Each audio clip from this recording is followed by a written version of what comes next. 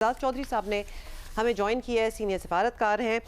चौधरी साहब, तो ऑब्वियसली हम समझने की भी कोशिश कर रहे हैं, समझ तो आ गई है हो क्या रहा है, but where are we going with this? गुज़िश्ता 23-35 घंटों के दौरान जो कुछ हुआ एक बहुत बड़ी तब्दीली है जो हमारे खित्ते में नज़र आ रही है। इजराइल और अमेरिका का हदफ अब क्या रह गया है आपकी नज़र में? वो क्या हासिल करना चाहते हैं? क्योंकि जो नज़र आ रहा था, जो वो चाहते थे, वो उन्होंने कर दिया। अब क्या है, व्हाट्स नेक्स्ट? जी, ये तो कोई शक नहीं रह गया किसी को, और उसका उन्होंने बर्मला इजहार भी किया था अमेरिका ने, इसराइल ने, कि वो इस हुकूमत को, ईरान की मौजूदा रजीम को बर्दाश्त नहीं कर रहे और इसको वो तब्दील करके रहेंगे। और पहले भी ये इतने सालों से कोशिश की, फिर अभी हाल ही में जब ईरान में बहुत एहतजाज हुए तब भी कोशिश की, लेकिन वो अभी तक कामयाब नहीं हो सके थे। तो चुनांचे उन्होंने फिर अब ये फैसला किया कि हम कहेंगे तो मुज़ाकरात का, लेकिन करेंगे इनके ऊपर बमबारी। और उसके लिए आपने देखा कि वो उन्होंने शुरू भी कर दी है, और ईरान की बहुत सारी क़यादत जो है वो उस तक पहुंचने में भी कामयाब हो चुके हैं।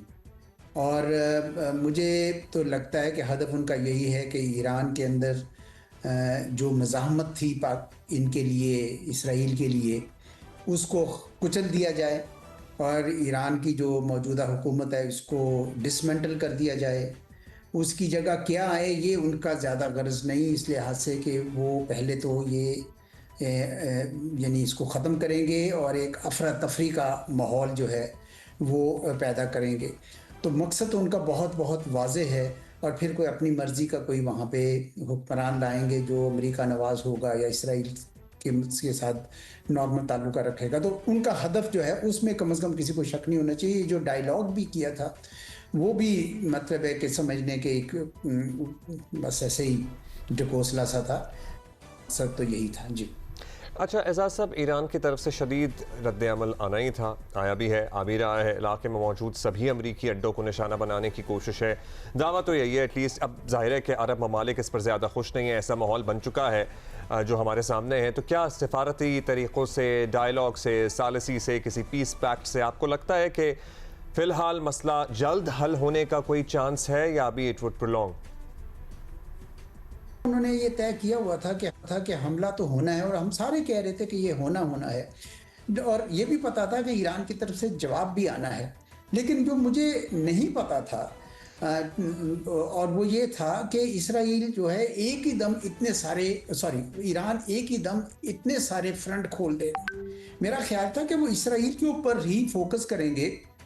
छोटा सा मुल्क है, वहाँ पे अगर अफरा तफरी डाल देते हैं, उनके मिसाइल की बारिश शुरू हो जाती है, तो 10 दिन में इसराइल कहेगा कि जनाब ये रुकवाया जाए, तो वो रुकवा देंगे, जिस तरह पिछले साल जून में हुआ था। लेकिन आपने एकदम से ही सारे खलीजी ममालिक पे हमला कर दिया, स्ट्रेट ऑफ हॉर्मुज़ को बंद करने के ऊपर काम शुरू कर दिया, और साथ ही इसराइल के ऊपर भी। तो ये इतने सारे फ्रंट कैसे निभाएंगे? सारी तरफ से रिएक्शन भी हो रहा है। तो ईरान ने अपनी तन्हाई का बंदोबस्त कर दिया, और आपने देखा कि कितनी तेज़ी से उन्होंने उनकी क़यादत को साफ कर दिया है, रहबर समेत।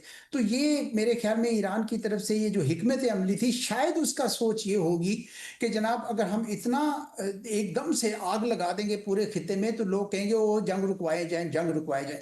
लेकिन ऐसा नहीं हुआ, क्योंकि अगर आप खित्ते में आग भी लगाते हैं तो आपके पास कोई एलाइज होने चाहिए ना, जो आपके लिए कोई स्ट्रेंथ हो। आपके पास तो कोई नहीं है, अकेला ईरान लड़ रहा है, ना रूस उसके साथ उस तरीके से आया है, ना चीन आया है, ना कोई और मुल्क उनका खित्ते का उनके साथ था। बल्कि जो मुल्क थोड़ी बहुत एक उनके लिए यानी एक नरम कोशा शुरू हुआ था, इस वजह से कि इसराइल ने अपना ग्रेटर इसराइल की बात करनी शुरू कर दी थी, जिसमें अरब दुनिया के बहुत सारी जो जगह हैं वो भी शामिल थी। तो उनको ख्याल आना शुरू हो गया था कि असल मसला जो है वो इसराइल है, ईरान नहीं है। लेकिन वो भी आपने ख़त्म कर दिया जब उन पर बमबारी कर दी। तो अब मुझे लगता है कि ये अपने मिसाइलों का चलाते तो रहेंगे सिलसिले, लेकिन मुझे नहीं लगता कि अब ईरान जो है वो उस तरीके से जवाब दे सकेगा, क्योंकि बहुत ज़्यादा फ्रंट उन्होंने खोल। बहुत सी एक्सपर्ट ओपिनियन भी आपकी तरह ही एजाज चौधरी साहब ये है कि शायद ईरान को इतने ज़्यादा फ्रंट्स एकदम से नहीं खोलने चाहिए थे, क्योंकि कुछ इनमें से वो ममालिक हैं जैसे कि सऊदी अरब, जिन्होंने बड़ी خلاف تھے اس پورے آئیڈیا کے امریکہ کے کہ ایران پہ اٹیک کیا جائے, اور انہوں نے یہ بات بھی کی تھی. اچھا اب یہ بتائیں کہ اوبویسلی ہم تاریخ دیکھیں یا موجودہ چند زمینی حقائق, یہ ملٹری کانفلکٹ یا جنگ جو بھی whatever you want to call it, اتنی جلدی ختم ہوتی نظر نہیں آ رہی. انفیکٹ یہ جنگ ہی ہے. تو ہمارے خطے پر مجموعی طور پر اس کا کیا اثر پڑے گا, ہمیں کیسے حالات کے لیے آلریڈی تیار ہونا چاہیے؟ دیکھیں میں نہیں سمجھتا کہ بہت لمبی چلے گی جنگ, کیونکہ ایران کے پاس جتنے بھی میزائل ہیں وہ استعمال کر لیں گے, لیکن چونکہ انہوں نے فرنٹ اتنے سارے کھول لیے ہوئے ہیں, اب وہ اس لیے مجھے نہیں پتا کہ وہ کتنی دیر تک اس کو سسٹین کر سکیں گے. تو مجھے ایسے لگتا ہے کہ ایران کی قیادت کو بھی ہٹاتے جا رہے ہیں وہ, اور وہاں پہ ایک مجھے تو افراتفری کا ماحول نظر آ رہا ہے. جی مجھے ایسا لگ رہا ہے کہ ایران کے اندر ذرا مسائل بڑھ جائیں گے, بہت زیادہ شدید ہو جائیں گے, اور اگر ایران کی حکومت گر جاتی ہے یا کمزور پڑ جاتی ہے تو بھی اس خطے میں ایک بہت ہی کشیدہ سی صورتحال بن جائے گی. وہ امریکہ اور اسرائیل تو نیچرلی اسی راستے پہ چل رہے ہیں کہ جس طرح عراق پہ کیا تھا یا لیبیا یا اور جگہوں پر, اسی طرح ایران میں بھی کر دیا جائے. اگر افراتفری آتی ہے تو بھلے آتی رہے, ان کی غرض ہے.